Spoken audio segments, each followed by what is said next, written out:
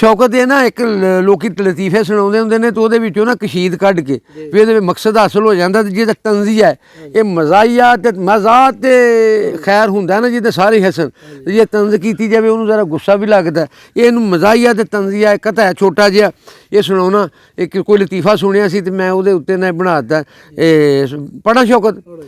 ਸ਼ੱਕਰਗੜ੍ਹ ਦਾ ਮਫਾਈਲੁਨ ਤੂੰ ਅੱਗੇ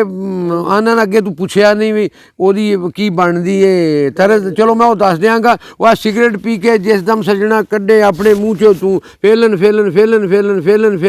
ਫਾ ਉਹ ਬਣ ਜਾਂਦਾ 7.5 ਵਾਰੀ ਫੇਲਨ ਤੇ ਇਹਦੇ ਵਿੱਚ ਮਫਾਈਲੁਨ ਸ਼ੱਕਰਗੜ੍ਹ ਦਾ ਲਗੜ ਬੱਗਾ ਵੀ ਬੱਬਰ ਸ਼ੇਰ ਹੁੰਦਾ ਏ ਮਫਾਈਲੁਨ